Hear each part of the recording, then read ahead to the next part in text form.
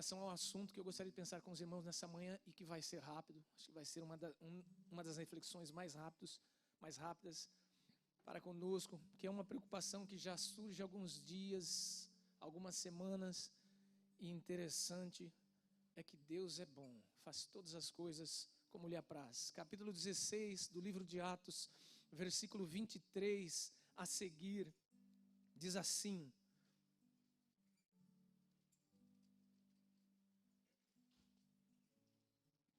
e depois de lhes darem muitos açoites, os lançaram no cárcere, ordenando ao carcereiro que os guardasse com toda a segurança. Este, recebendo tal ordem, levou-os para o cárcere interior e lhes prendeu os pés no tronco. Por volta da meia-noite, Paulo e Silas oravam e cantavam louvores a Deus, e os demais companheiros de prisão escutavam. De repente, sobreveio tamanho terremoto que sacudiu os alicerces da prisão, abriram-se todas as portas e soltaram-se as cadeias de todos. O carcereiro despertou do sono e, vendo as portas do cárcere abertas, puxando da espada, ia suicidar-se,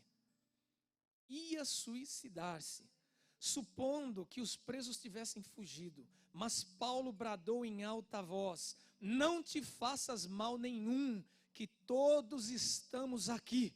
Então o carcereiro, tendo pedido uma luz, entrou precipitadamente e trêmulo prostrou-se diante de Paulo e Silas. Depois, trazendo-os para fora, disse: senhores, que devo fazer para que seja salvo?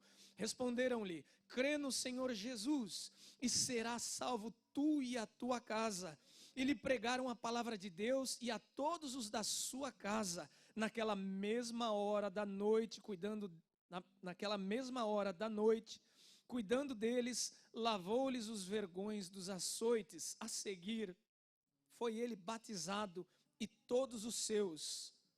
Então, levando-os para a sua própria casa, lhes pôs a mesa com todos os seus e manifestava grande alegria por haverem crido em Deus. Os irmãos podem se assentar, por favor. Faz várias semanas, faz vários dias, aliás, faz vários meses que os irmãos sabem que quando nós temos a incumbência da pregação, sempre na hora em que nós somos chamados para pregar, parece que dá um vazio, um branco, em função das muitas informações, dessa maneira tão ágil e rápida que a vida acaba transcorrendo, parece que falta assunto. Mas só que no meu coração já há meses, por que não dizer desde o ano passado, do meio, quase o final do ano passado, me vem duas preocupações ao coração sempre. Não sei porquê, que fala sobre depressão, e eu tenho vários artigos que eu tenho impresso e posto numa pasta, Eu penso comigo, um dia eu vou mais a fundo e a gente conversa um pouco mais sobre. Já vi alguns livros, já estão anotados, que eu pedi para comprar. E o suicídio? E para o suicídio, o pastor Maurício tinha uma agenda para hoje, e ele, na semana passada, havia pedido para que eu pregasse, então, no domingo.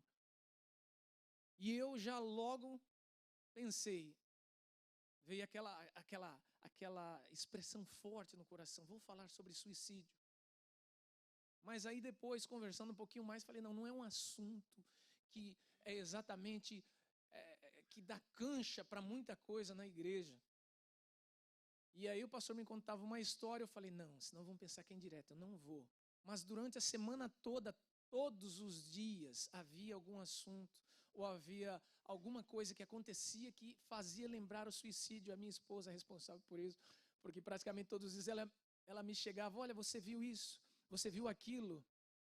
Aí eu compartilhei com ela aquilo que estava queimando no meu coração, e ela disse: então fala. Eu falei: dessa vez eu tenho um certo temor, eu tenho um receio, mas sempre me trazendo alguma coisa. Olha, você viu os veteranos? Você viu isso? Você viu aquilo? Você ouviu dizer? Você ficou sabendo da história?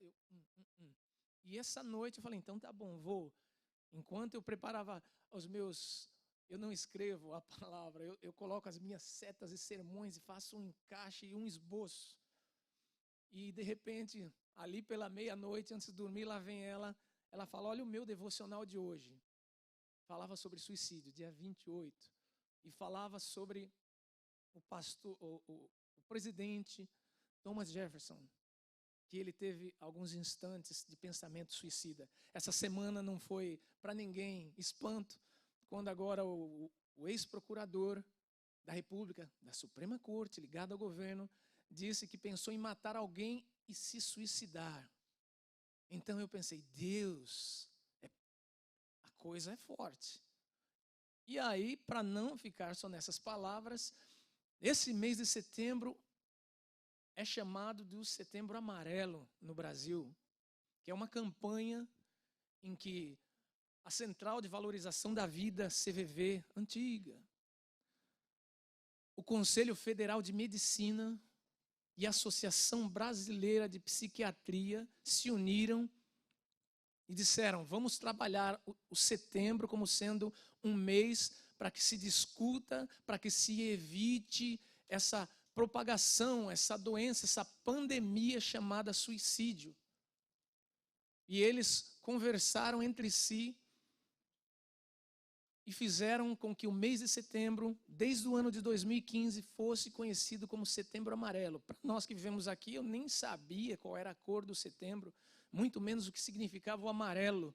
Mas é um mês, esse mês de setembro, que é de prevenção, que é de distribuição de notícia, porque o objetivo é chamar a atenção para um problema hoje social que cresce e que tem ceifado muitas vidas, uma guerra silenciosa que tem se travado na mente e no coração de muitas pessoas, o suicídio.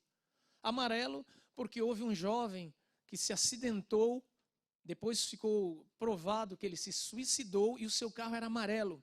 No dia do seu enterro, os seus pais distribuíram cartões e lacinhos amarelos. E então a ONU, a OMS, ela declarou o dia 10 de setembro, por isso que essas organizações pegaram todo mês, porque um só dia seria pouco, elas aproveitaram algum destaque que haja. No dia 10 de setembro de 2003, foi declarado como o Dia Mundial de Prevenção ao Suicídio. Então, no Brasil, se pegou a ideia, se abraçou a ideia de fazer o mês todo para conversar sobre o suicídio.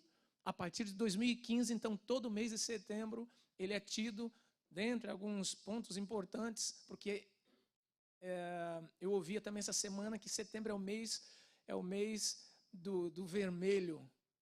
Vermelho por quê? Por causa de doenças do coração. Aí a repórter ainda ampliou e disse, e também doenças do coração de animais, de seres humanos e animais. Então, setembro vermelho. Mas não é esse o foco. Meu foco é setembro amarelo, que é um mês de prevenção do suicídio.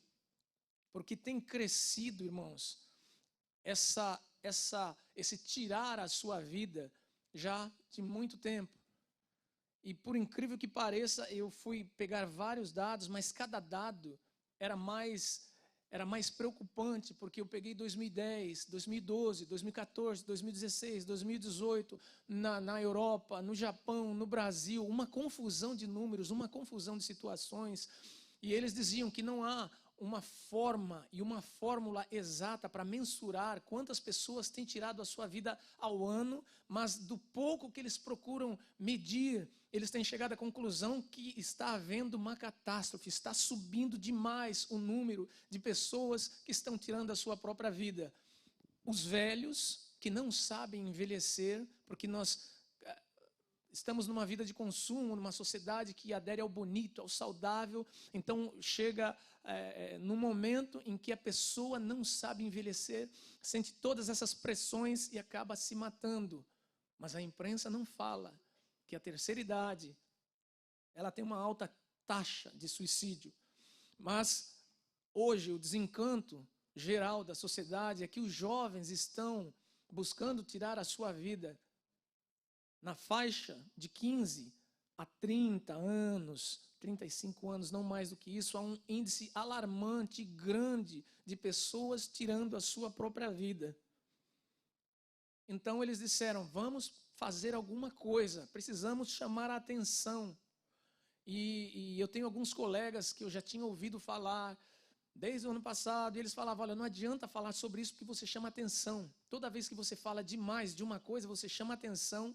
Então o medo da mídia, o medo da imprensa é que se você falar demais sobre suicídio, ou se você der destaque ao suicídio, eles dizem que haverá uma massificação de suicídios. Assim como quando se fala de tiroteios, fala, olha, se você falar muito, der muito destaque, vai ter muito tiroteio.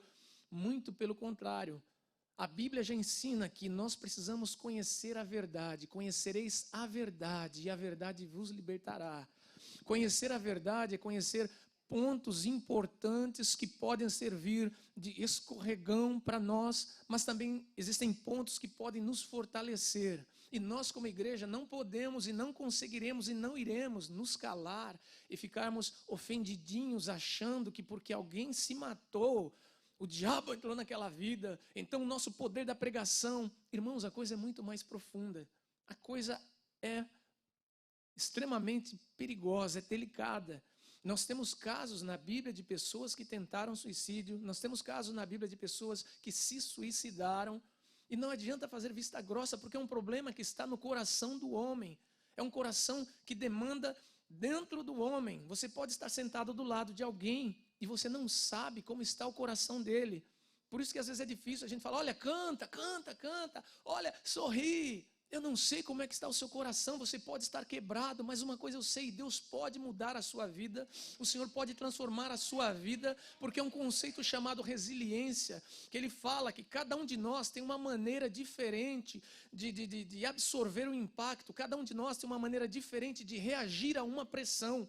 Pode ser que você seja muito oprimido e comprimido por situações dessa vida que te fazem desanimar, te fazem pensar que é o fim, te fazem pensar que não há mais saída. E existem outros que passam pela mesma situação que você passa, cantando, dão glória a Deus, não olham para o tamanho da situação. Mas nós somos humanos e somos diferentes. Deus nos criou diferente, com estrutura diferente, com formas e maneiras de reagir diferente. Entretanto, nós temos o mesmo Criador que colocou dentro de nós a mesma essência, a essência de que há uma eternidade nos aguardando. E aí eu pensei, engraçado, há um tempo atrás, há anos atrás, há séculos atrás, quando Shakespeare colocou Romeu e Julieta, os irmãos sabem da história, duas famílias que se odiavam, que se brigaram, mas calhou num determinado momento da história, depois de avô, de tio, de pai, de primo se matarem, de dois jovens se conhecerem, das famílias que se matavam, de se apaixonarem, e de repente elas virem que não tinha condições de serem unidas, elas planejaram um suicídio, virou filme, é livro, e nós achamos romântico essa história. Durante vários séculos, há casos de autores, de escritores, de poetas, de artistas que resolveram tirar a sua vida porque já não queriam mais viver. Achavam que não era mais interessante a vida e começaram a abrir mão da vida e se tornarem senhores da morte, como se nós tivéssemos o direito de tirar a nossa vida. Eu não vou fazer juízo de valor, mas eu já adianto que nós, como cristãos, entendemos que é Deus quem tira a vida. O Senhor é o dono da vida, o Senhor é doador da vida.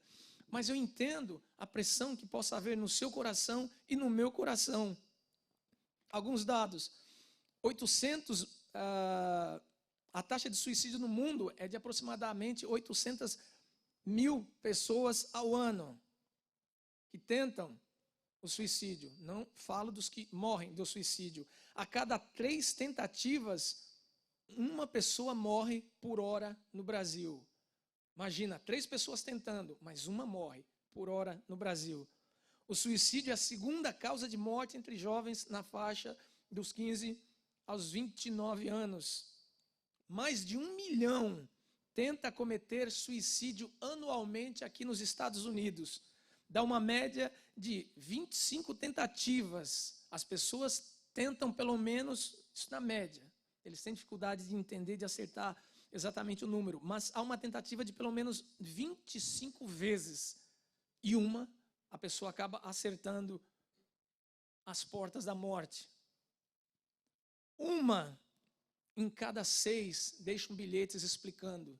E eu fui no YouTube ver alguns depoimentos dessas pessoas que deixaram bilhetes. e parece que há um padrão em relação ao desapego pela vida.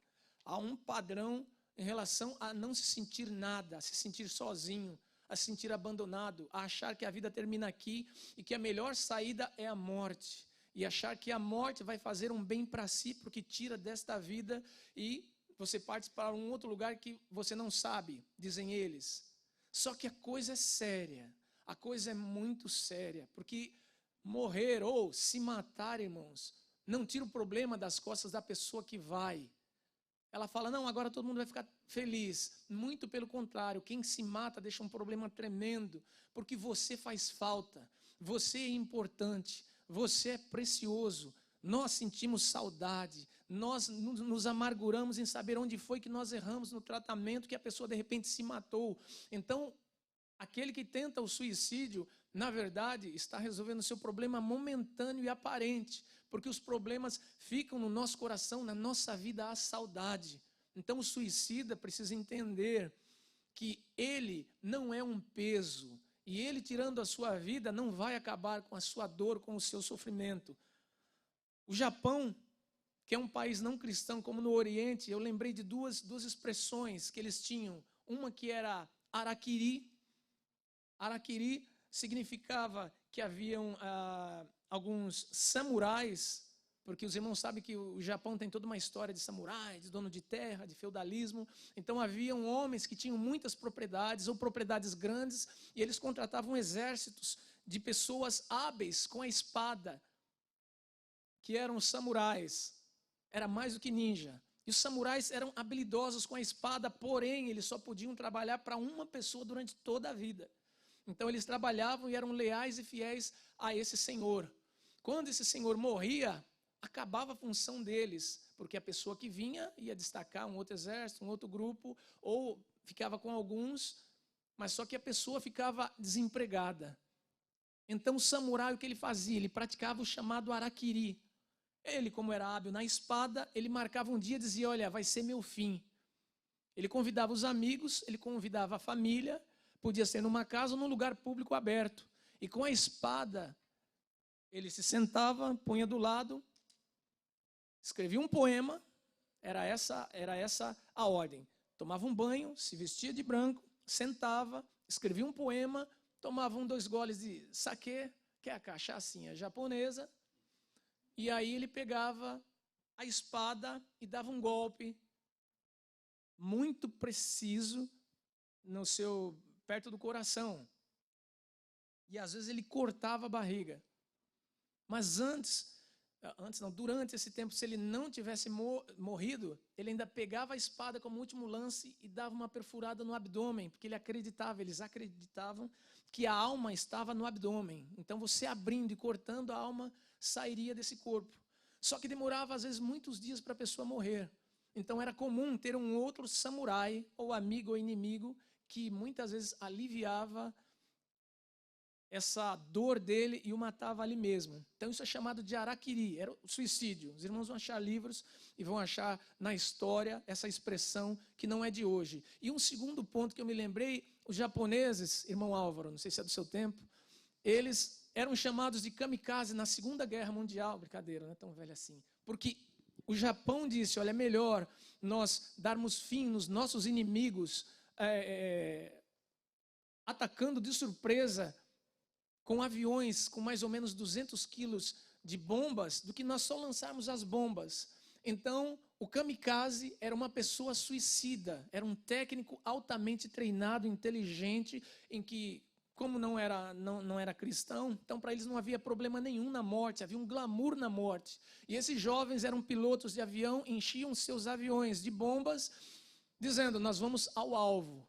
Então o terror na Segunda Guerra, no finalzinho da Segunda Guerra, eram os fuzileiros navais que ficavam de olho nos céus, olhando, quando de repente vissem avião, teriam que abatê-lo no ar, porque aquele avião viria de encontro, né? De encontro significa colidir, em português. De encontro ao navio e explodia, kamikaze. Então se tornou também uma expressão normal. Ah, você é um kamikaze, ou seja, você não tem valor pela sua vida, você vai e se lança em qualquer situação sabendo que o fim será de morte. Mas para a sociedade oriental sem Jesus, para eles isso seria normal e comum. Só que para nós cristãos isso não é normal e isso não pode ser comum. Algumas causas que podem agravar o desejo ou estado suicida, dados que eu peguei de um relatório da ONU. Consumo excessivo de álcool e drogas. Depressão é a causa de 90% das taxas de suicídio no mundo. O álcool pode intensificar a depressão. Deprimido quer encher a cara para esquecer, para dormir, mas isso acaba intensificando a dor. Rupturas pessoais, término de relacionamentos, de namoro, de noivado, divórcio, término de casamento, separação de sociedades, pressão financeira. Jadson tem vários exemplos e sabe disso, com relação a diversos momentos, e nós também ouvimos e vemos plano Collor, plano cruzado, quebra da bolsa, perda de emprego, bullying, discriminação, conflitos familiares. Tudo isso são causas que vão agravando o desejo de morrer da pessoa. Transtorno de saúde, pessoas em fase terminal de doença, ou doenças incapacitantes, porque querem e necessitam e precisam se sentir úteis, mas como a doença incapacita, a pessoa vai ficando deprimida, triste, e vai pensando em morte. Doenças de bipolaridade, em que o humor varia, uma hora está feliz, outra hora está triste, uma hora está alegre, da mesma forma fica triste de novo. A esquizofrenia, que é uma doença degenerativa, traumas pós-guerras, desastres naturais. Isso acaba agravando e fazendo a pessoa pensar em suicídio. O mais triste é que existe uma das pesquisas disse que 50% das pessoas pensam ou pensaram em suicídio. Eu não sei se aqui dentro alguém já pensou em se suicidar, se aqui dentro alguém já pensou em tirar a sua vida. Mas as estatísticas dizem que 50% das pessoas já tentaram. Ou seja, entre eu e você, eu tenho certeza que eu nunca pensei. Então, entre eu e você, provavelmente você já pensou em suicídio. Isso é uma taxa muito alta. Isso é uma coisa séria. Países com altas taxas de suicídio, olha só: Rússia, Japão, Índia, Coreia do Sul e do Norte, Uganda. Altos índices de suicídio.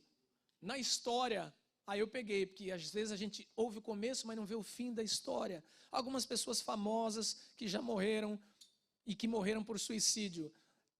Eu ia trazer a foto deles, mas eu achei que ia ser muita invasão de privacidade. Então, Ernest Hemingway se matou com um tiro na cabeça.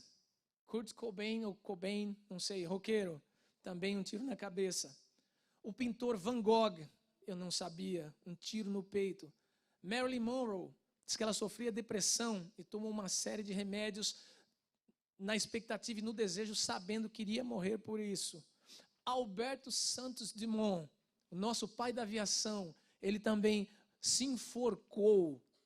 Os irmãos sabem que eu nunca ouvi falar sobre o fim dele. Eu sempre imaginei o pai da aviação, pai da aviação, pai da aviação. Aí os livros dizem que como ele é tido como um herói brasileiro, pastor, eles fraudaram a causa-mortes dele para dizendo que havia sido um problema de coração, porque ele era um herói brasileiro. Para nós, é o pai da aviação, foi o homem que descobriu o avião Keia. Mas acontece que, na verdade, ele se matou. Então eles disseram, nós não vamos publicar isso, coloca apenas como um problema de coração, porque senão como é que fica a moral do primeiro herói brasileiro? Mas passados vários anos, agora eles assumem e dizem, sim, de fato, Alberto Santos Dumont, ele se matou. Janis Joplin, não é aquela voz estridente, roqueira fantástica para quem gosta, morreu de overdose, também tinha problema de depressão. Virginia Woolf, que é uma escritora, era bipolar, se afogou num rio, enchendo os bolsos de pedra. Era para não voltar.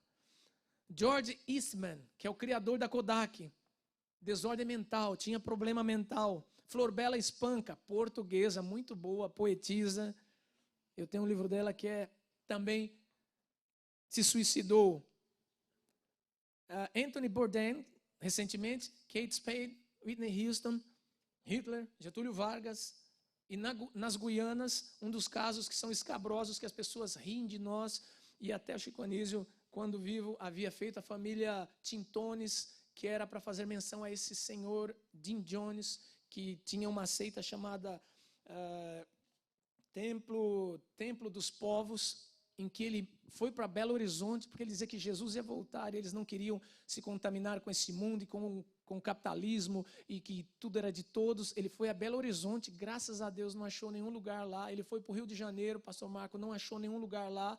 Levou um tempo, achou um lugar nas Guianas, levou vários dos seus seguidores, americanos inclusive, e quando chegou lá nas Guianas, ele propôs a eles um suicídio, colocou no suco de uva cianureto, que mata em questão de segundos.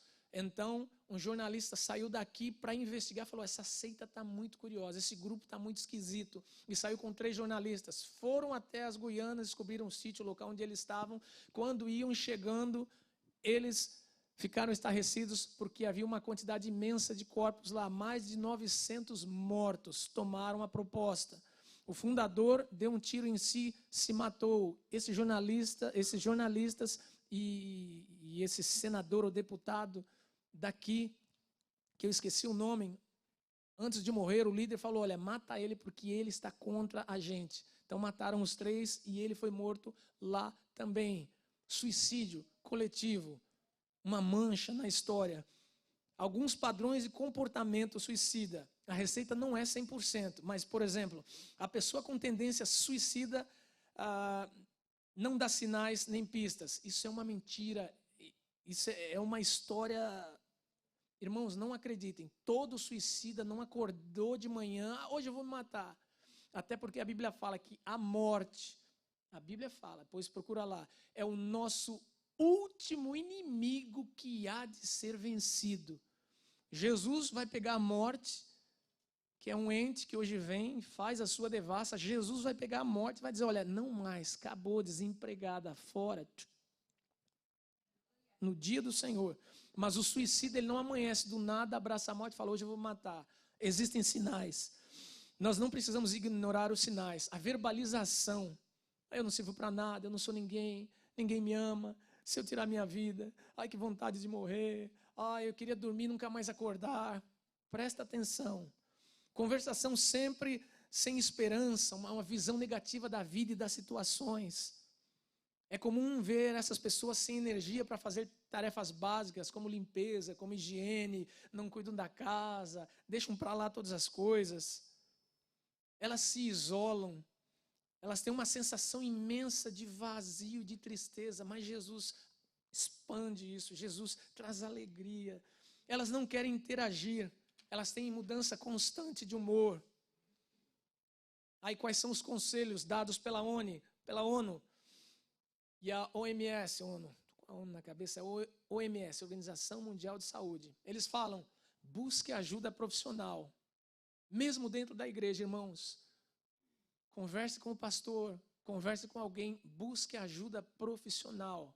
Alguém que vai te ouvir, que pode ser um problema, sim, de desbalanceamento químico, pode ser um problema neurológico, pode ser que na sua família você nem saiba, mas pode haver um fio desencapado e por alguma razão, então, nós não podemos espiritualizar e dizer que tudo é demônio, vamos fazer uma campanha, não haverá deprimidos no nosso meio, vamos fazer a campanha da unção ungida, da bala ungida, pastor, você chupa a bala, não vai ficar com sentimento suicida, não é isso, não é assim.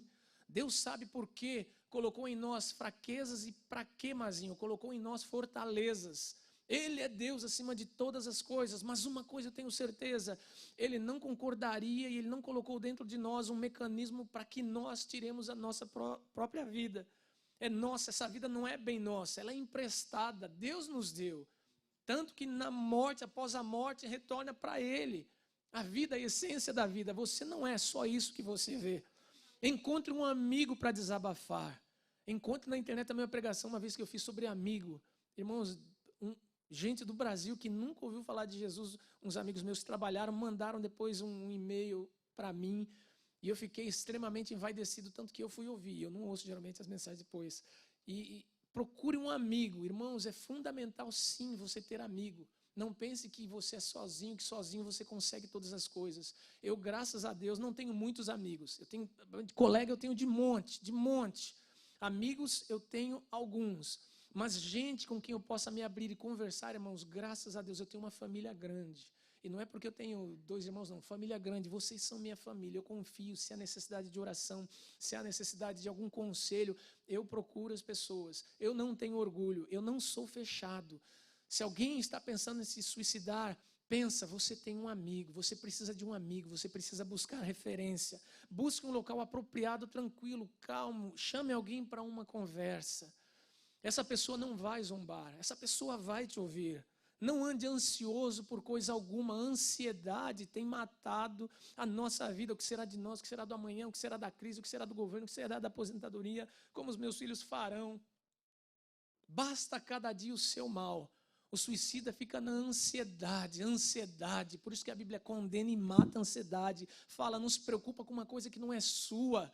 E há aquela expressão de nós, dos crentes brasileiros, que nós sempre repetimos: cuida das coisas do Senhor, que das tuas coisas o Senhor cuida. Se você se preocupar com Deus, Deus vai se preocupar com você. Se você não se preocupar com Deus, Deus continua preocupado com você. Você é templo de Deus, morada do Altíssimo. Você tem valor. Por isso que a Bíblia fala, se você destrói esse templo que é morada do Espírito Santo, a Bíblia diz, Deus o destruirá. Numa linguagem muito grande, numa linguagem pesada, Deus diz, olha, não mexe nas minhas coisas. Porque quando nós morremos, nós estamos dando um selo de incompetência. Deus, o Senhor não foi competente o suficiente, no caso de nós cristãos, o Senhor não foi competente o suficiente para me tirar desse problema ou para me livrar dessa situação. Então Deus se ira, fala, não, eu tinha e tenho autoridade, eu tinha resposta, eu tinha como fazer, mas você foi pelo atalho. O suicídio, irmãos, é um atalho para a resolução de problemas. Muitas pessoas que se mataram estavam a passos, a metros, a situações de reconhecimento de que tinham resposta, que tinham certeza para aquilo. Ah, mas está numa doença terminal. Vá numa boa velhice, vá tranquilo, vá para a eternidade do Senhor. Deixe que Deus trabalhe na sua vida. Não tire a sua própria vida. Você precisa de foco em Deus. Todo suicida não tem um foco específico. Ele vai ficar meio que aéreo, meio que lesado. Foco em Deus. E as universidades de psicologia, todas elas têm departamentos que trabalham, que atendem com professores residentes, com alunos. Vão indicar alguém para auxiliar caso haja necessidade. E nós como cristãos, aí eu me volto ao texto. Paulo, depois de pregar o evangelho, de converter uma moça, das pessoas não aceitarem porque era fonte de lucro, inventa uma história para ele, levam diante dos juízes, os juízes mandam bater e prendê-los, Paulo e Silas, então eles são levados e o juiz ainda fala, olha, e toma conta deles. Então o carcereiro os leva para o ponto mais profundo da prisão, dizendo, olha, para eles saírem ou fugirem vão ter que passar por algumas steps, então vou colocar eles naquela cela mais escondida, mais distante, que dificulte a situação, e vão os dois, estão presos lá com as mãos e com as pernas, com um tronco, mas eles sabiam o que eles haviam de fazer. Porque o interessante é que um pouquinho antes a Bíblia fala que o Espírito Santo não os deixou pregar. O Espírito Santo não os deixou caminhar para uma outra situação, como que dizendo, olha, não é para cá, é para cá. E eu fiquei entretido com essa expressão, o Espírito Santo não lhes deixou pregar. E eles foram e acabaram passando por essa situação. Mas eles não maldisseram ao Senhor, eles começaram a louvar o Senhor e foram louvando, louvando. E a Bíblia diz que perto da meia-noite, orando e louvando ao Senhor, veio um terremoto que abalou as estruturas, não só daquele lugar, mas em volta também. E então as celas foram abertas, as cadeias foram quebradas e eles estavam livres. Mas é óbvio, não tinha luz elétrica, energia, internet. O carcereiro, quando acordou assustado, ele pensou, agora eu estou frito porque eu vou ser responsabilizado. Está tudo aberto, virou uma bagunça. Ele não viu ninguém, que depois de um terremoto seria normal gritar. E aquele silêncio, porque enquanto eles cantavam, os presos ouviam, mas eu não sei se o carcereiro ouvia e o que ele ouvia deles cantando. Então a Bíblia diz que ele foi para se matar e de repente Paulo vem como um socorro de Deus e fala: não faças este mal contigo, não faças tal. A voz de Deus bradou a sempre alguém, irmãos, que está com uma voz bradando: olha, não faças esse mal contigo. Há sempre um escape em Deus para toda e qualquer situação. O suicídio, ele deve ser combatido, o suicídio, ele deve ser enfrentado, o suicídio tem que ser desmascarado, no sentido de que há um Deus. Então a Bíblia fala que ele pega uma lanterna e ele vai em direção aos dois e à voz, porque ele começa a ver o foco saindo da extremidade da morte para se encontrar da vida. E Paulo então vem com a palavra que é chave e segredo para a sua vida, em que ele fala: que eu farei para ser salvo? Provavelmente fruto das canções, fruto daquilo que ele ouviu falar sobre os dois. O que eu faço então para entrar com vida?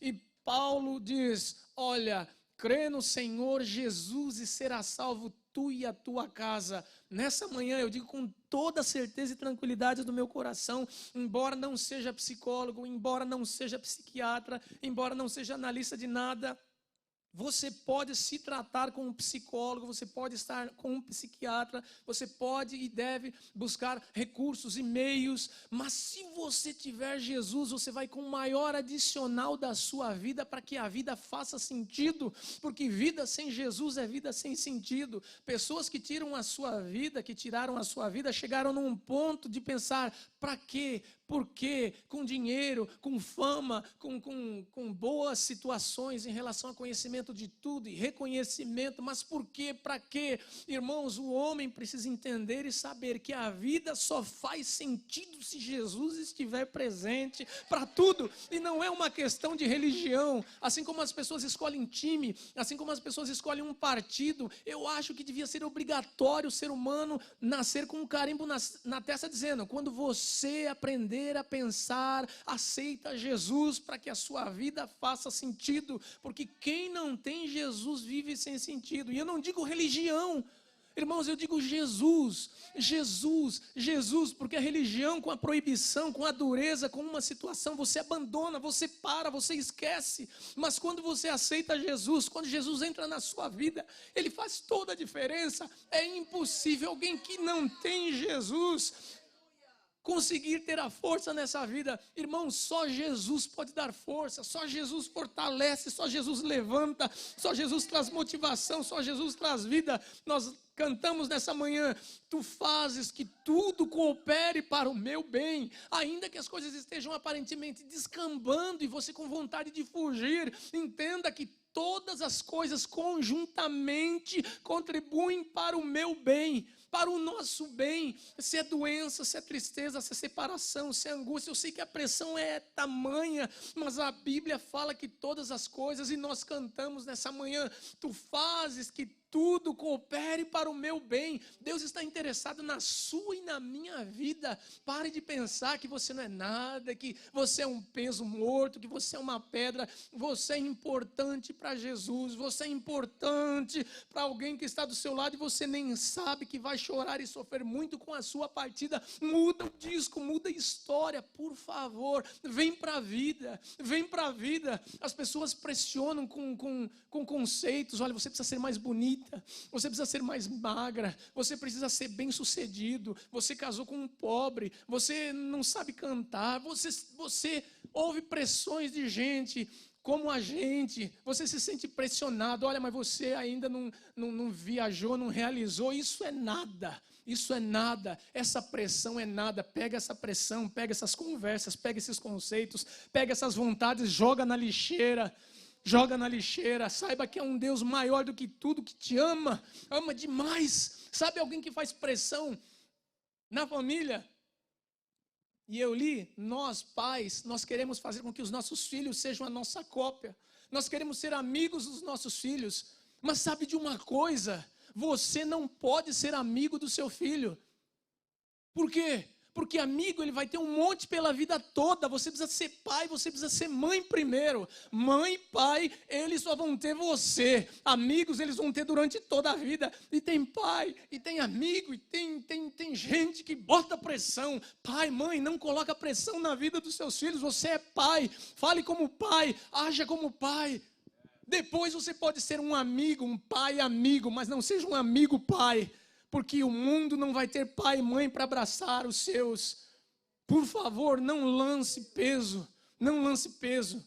Jogos, games, histórias, cobranças, seja um alívio, seja um abraço. A igreja é um lugar família. A igreja aqui, meu querido, você é bem-vindo. Aqui você é respeitado. Aqui você vai encontrar Jesus para a sua vida, para tirar o peso. Eu vou dizer para você, o demônio age no suicídio. O demônio ri e zomba daqueles que se suicidam. O demônio coloca um texto bem grande na sua mente, na sua cabeça, dizendo que é o fim. Mas eu te digo, não, a morte é o começo de uma eternidade sem Deus. A morte é o começo de tormento. A morte pode ser um começo de tristezas profundas.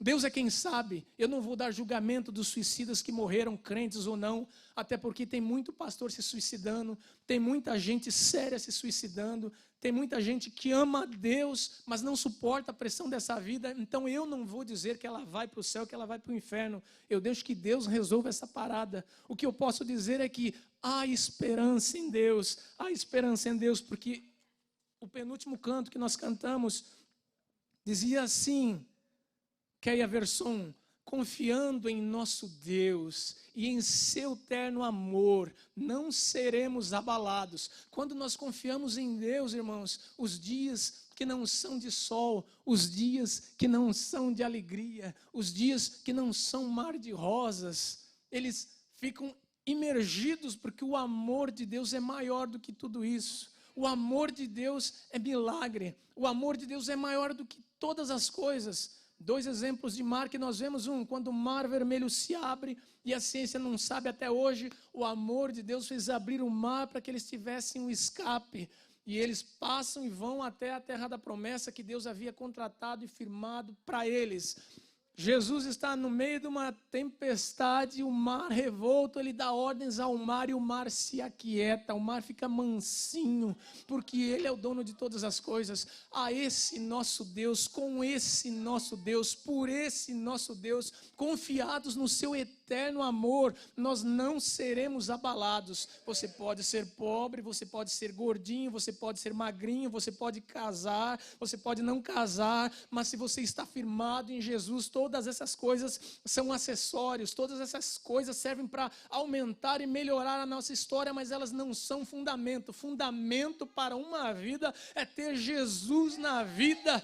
Se você perdeu tudo na vida, uma canção, menos a fé em Deus, você não perdeu nada. Você precisa esperar naquele que realmente é o dono da vida para as nossas vidas. Aleluia! Vamos orar? Não vou pedir para que você venha, mas eu deixo que você fique à vontade para nos procurar, para conversar, para não se sentir exposto. Nos procure alguém de confiança, procure alguém da sua família, procure alguém aqui que você sabe que vai orar e que pode te ajudar a encaminhar. Se você conhece alguém assim também, comece a prestar